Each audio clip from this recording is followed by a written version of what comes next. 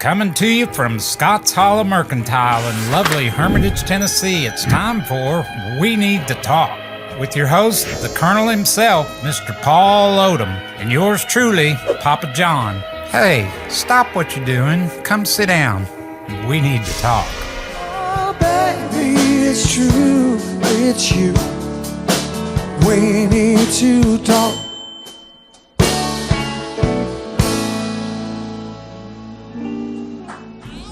Hey, good morning, Paul. Hey, good morning. Good to see you. Doing all right? Doing very well. Happy to be back here. I'm glad to be back. We need to talk. I know it. I'm feeling good. And Band's sounding good. yeah, and you look happy, and so why not? I want to talk today about travel. And I know you've been a lot of places. I know you were in the Navy. I've had the privilege in my lifetime of traveling to 16 countries in all 48 states. I haven't been to Hawaii or Alaska yet. I want to go. And if you've been to either one of those, I want to hear about it. I'll tell this quick story to open us up. We've talked a lot about our faith, and it's obvious, I hope, to our listeners that you and I are men of faith. When I was 8 years old, I heard God for the first time.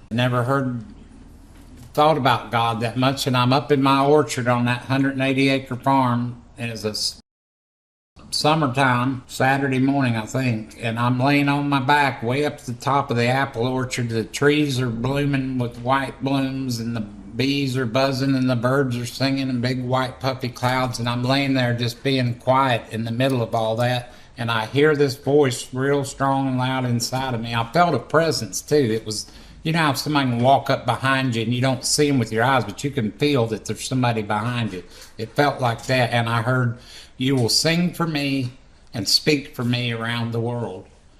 And it gave me chills. And I said out loud, I said, "God, is that you?" And he said it again, "You will sing for me and speak for me around the world." I'm a little 8-year-old boy, youngest of 4 kids, on a pig farm down in Happy Valley, North Carolina, and I couldn't get my head wrapped around that. I started singing right then a Church of Christ song, a cappella, and here I am, 62 years old, and I just said that. I've now been to 16 countries, 48 states, and I'm not done traveling, I hope. I love to travel.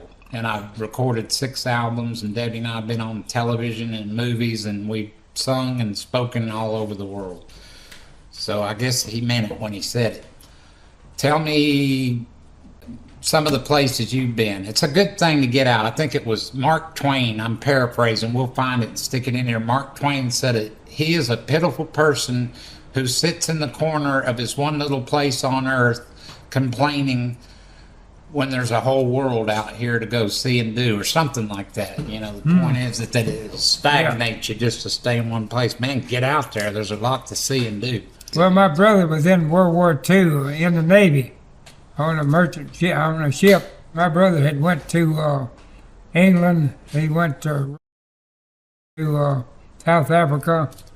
Went to Rome. Went to Russia. He planted all kind of thoughts in my head, visions in my head. Which brother? Brother Jim. Jim was one of my favorite brothers, and I kind of patterned after him a whole lot. You know, I followed him around. Looked up to him. You know, looked up to him, and him telling all them naval stories. I wanted to join the Navy when I got old enough, you know. So I joined the Navy and took off to San Diego through boot camp and went to San Francisco, went to school, and got on a ship, went back to San Diego, and we took off to Honolulu, Hawaii. Okay. And got to stay 2 or 3 days there and eat pineapple and meet a few little girls. And anyway, we went on to Japan, Tokyo Harbor, Yokosuka, Japan. The what? Yokosuka was the name of the... Yokosuka. In Japan. Okay. Anyway, we Thought went... you said a Japanese curse word there for a second. Go ahead. Went from there to... down to Hong Kong, China. Then from there went down to the Philippines, played golf for the first time in the Philippines, and come back to Sasebo, Japan. We went to a place in Japan called Beipu, and it was a tourist town. And these Japanese, they'd go there on vacation. And we went in this nightclub place And these people, there's a lot of Americans in there, a lot of tourists. They wanted to sing, and we sat there half the night singing American songs, and they knew every one of them. Yeah. Back in that day, "You Are My Sunshine" and all kind of good songs. Anyway, we got to come back home, went up to Seattle, Washington, and went to this island up there and met a couple of pretty girls on the street. And they showed us around town and went over into Seattle and Was the Space Needle there? yeah, I went there when they had a World's Fair there in 1961, and we went there because they were having the fair, Yeah. and that was a beautiful time. I went to the World's Fair in Knoxville, Tennessee in 1982. I was a senior in high school, High Brighton High School in Lenore, and our chorus sang at the World's Fair. And my mom came along as a chaperone, which I didn't want her to come along, but she did. Yeah. That was something else, that World's Well, we Fair. got I went to Alaska in the year 2000. Back in 98, we went to China, our family did. Rode a train over there and went all over the country and wound up in Hong Kong and flew back home. But anyway, that was we was on the river, the Yangtze River, and we went all the way up the river. I seen a dead man in the water. Well, they'd had a big flood. I mean, it was flood stage, and we was, of course, in the water, you can go right on, you know. And I said, "Hey, there's a man floating down." They just didn't pay no attention. But, you know, you couldn't done much anyway. That was quite an experience going to China. And then I went to South Africa back in about 97 or 8 or 9. Me and Joanne went over there and went to Rhodesia. You remember Rhodesia? Yeah. It's Zimbabwe now. We stayed over there and had a good experience over there. Name one or two of the most fascinating. You just said a whole lot of places, and maybe there's a bunch more. What's one that comes to mind that was just fascinating? Your favorite place being outside the United States? Of course, in Japan, I mentioned Beipu. I just remember a little old train we was in this big bay harbor, you know, and the little old train, that's back years ago, and that train was old, and it would blow that whistle, and we'd wake up every morning, that whistle would be blowing off, and anyway, we went to a place called Monkey Mountain, you know, and I want to go there. but it was all tourists and. You got on the train to Monkey Mountain? Yeah, I mean, it was. That sounds like a whole episode itself. The We train went- to Monkey Mountain. You know, I rode a train in China, cross country, all the way into Hong Kong. And we went to Alaska one time, and we rode a train. When we was riding the train, I said, "Look, all them brown bears." And me and this guy, we used to take a hike every morning. Wherever we was at, him and I would get out. And we got up in where that mountain was there, you know. Our wife said, "Y'all get out every day and leave us here and go hiking." I told the guy, I said, "We better quit the hike." But the next morning, I got up and started hiking up the mountain. He had done the same thing and went a different direction. But I got up there and I said, "Man, what about these brown bears?"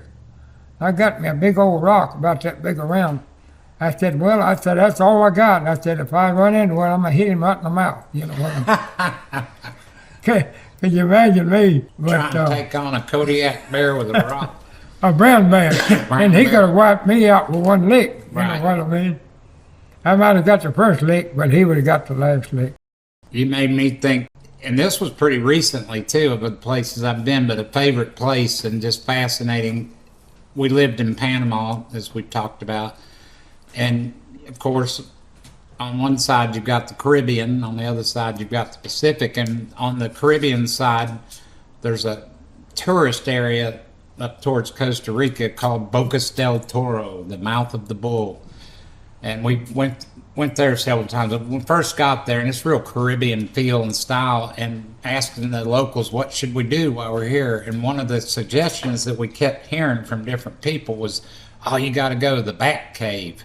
Like, Bat Cave? What's that? "Oh, it's this cool cave that you go in and go way back in and da-da-da-da." And so we decided, after hearing 2 or 3 people say you should do the Bat Cave, well, this thing you're out in the Caribbean, but there's little islands all around. When you drive to one island to get to the main tourist island, it's an island, and you have to take a ferry boat to get to it. So we chartered a boat or tour to the Bat Cave, and we get out there, and you're out in the blue water going, and you see this island coming closer and closer and closer, and you see a little opening with a river like the Nile River you'd think of, or Jungle Book or whatever coming, and this boat then goes up into the jungle, and you're going and winding through in the canopy hanging. There's monkeys and sloths and big colorful birds, and you feel like that's a movie, and that's fascinating. Then you come to a stopping point, a dock, and these little wooden shacks and these little barefoot kids, and the guy that owns it coming out. It's not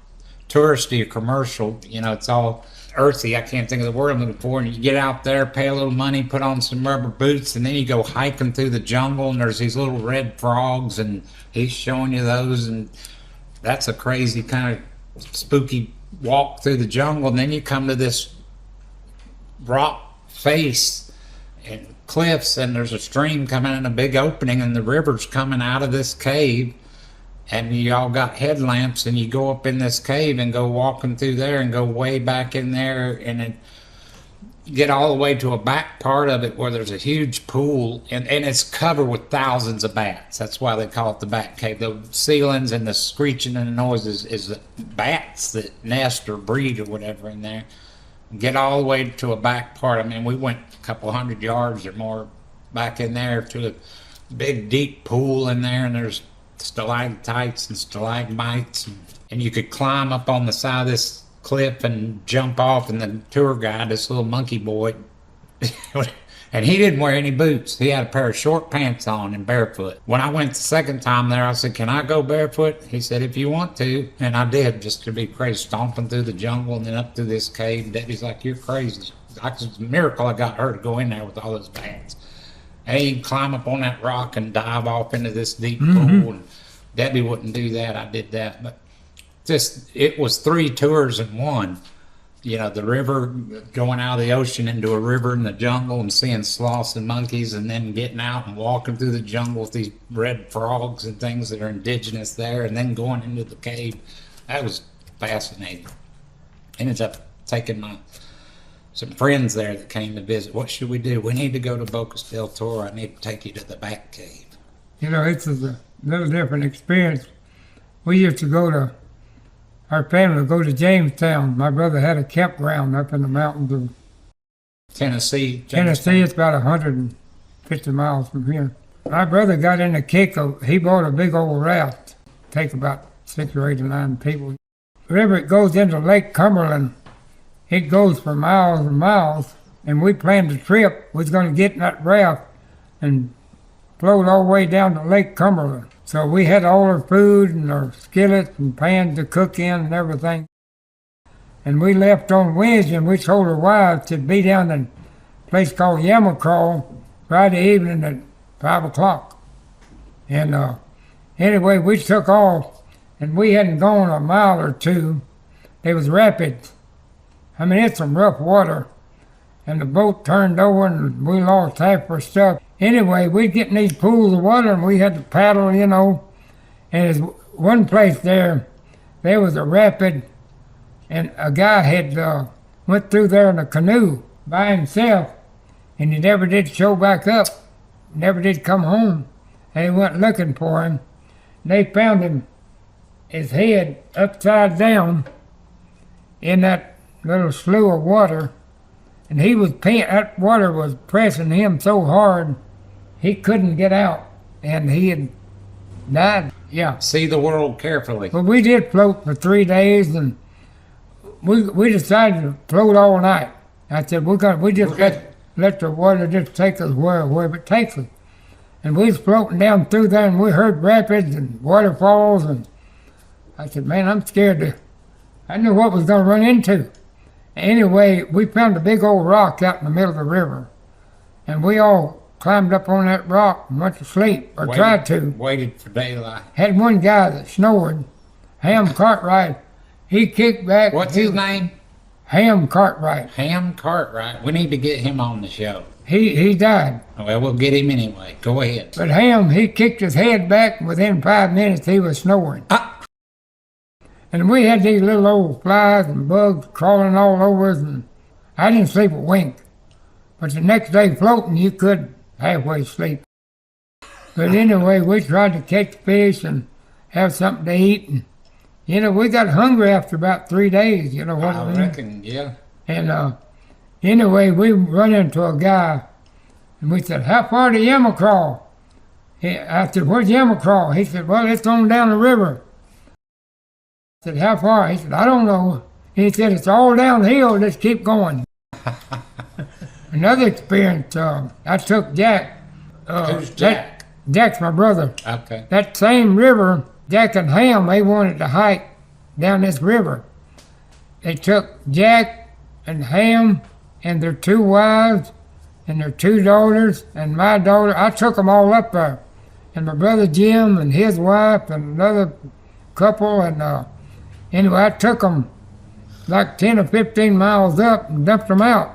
Gotcha. And Jack said, "Well, pick me up at 3 o'clock in the afternoon down at Burnt Mill Bridge." I go down there at 3 o'clock. There's no Jack, there's nobody.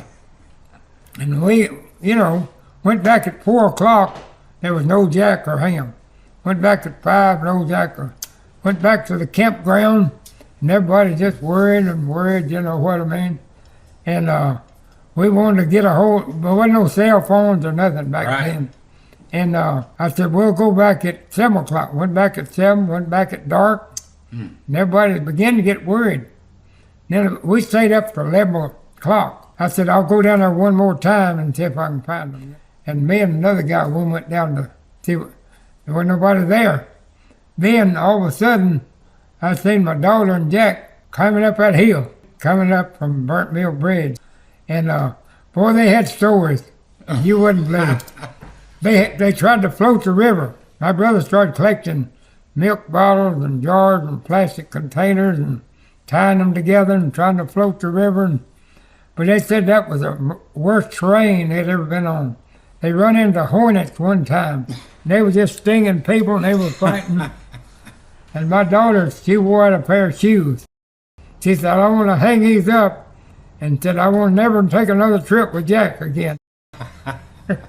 You said something a minute ago that Jack had gone to Rome. Yeah, Jack's been everywhere. I got to go to Rome, and thinking of the countries I've been to that were most fascinating. I've been to India and England and a lot of Central and South America, but man, I got to spend 10 days in Rome on it. I was on a movie shoot with Jean-Claude Van Damme, a movie called Double Team. And that sounds fascinating to you, maybe. I wasn't fascinated about working on a movie with Jean-Claude Van Damme. I was fascinated about getting paid to go have 10 days in Rome and go exploring.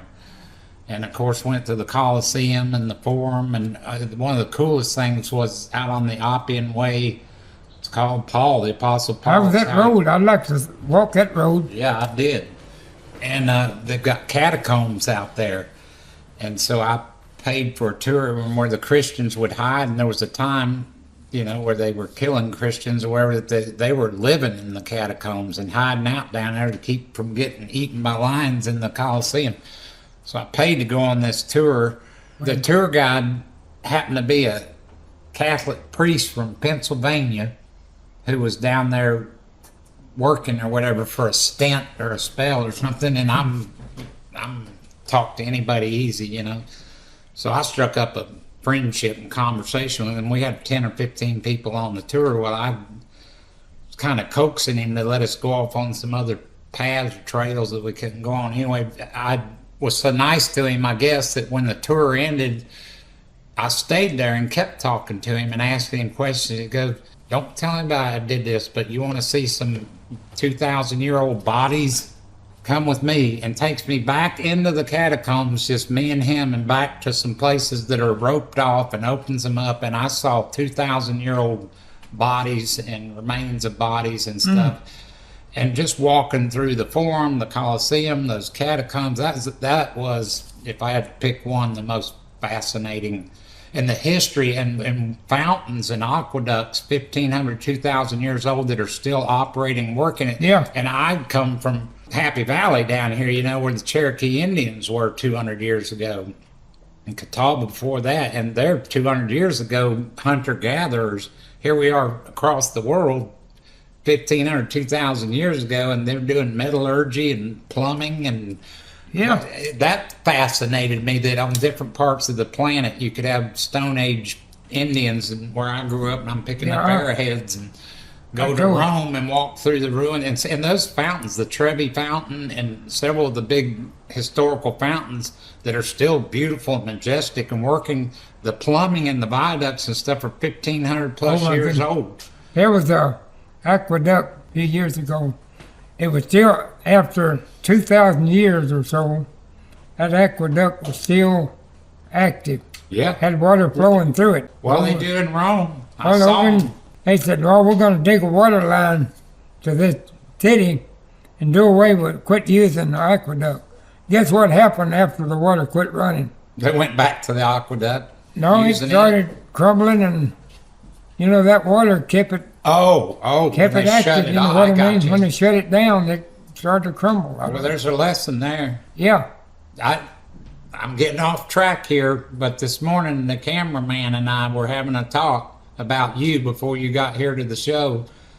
And he said, boy, Paul's just very active. And I said, yeah, that's what keeps him going. Or he said that, or we both said that. You're so healthy for 87. And the cameraman was saying, I think it's because he works so much and gets out and works and does something. If you quit working, you start atrophying. Get out and work, and get out and get in the garden. with a car or anything. You know what I mean? Right. It sits, it'll go to pot, go to seed, as they say. What is your, and I know there's plenty, but what's one of your favorite states in America that you've been? I've been to all 48 continental states, and you've probably been to a lot. I've been to a whole lot of them. What's one that you remember just beautiful or fascinating of all the states? I used to go to, my brother was coming through Utah one day, him and his wife. He told his wife was a Mormon, and her people had been born in Utah, or lived in Utah. Anyway, as he was traveling, he come over this mountain there. He said, you know, I kind of like it here, and it's pretty close to where her people had grew up. And the name of the place was St. George, Utah, and Hurricane was the next town over. He pulls off the interstate and goes up Main Street. He sees a house for sale, and he calls the guy up, and he buys the place right on the spot.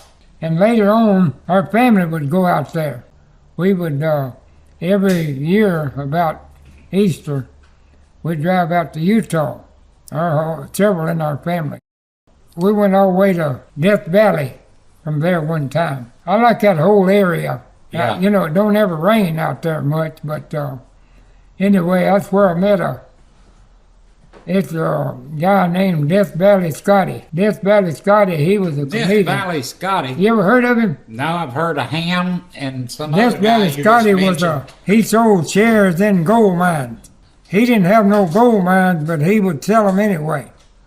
He would just get on a train and go to talking to people and say, hey, I've got this mine out there and it looks pretty active and we can make a lot of money and you can buy a share if you want to. But I don't care if you buy it anyway, but if you want, I still got 2 or 3 more shares.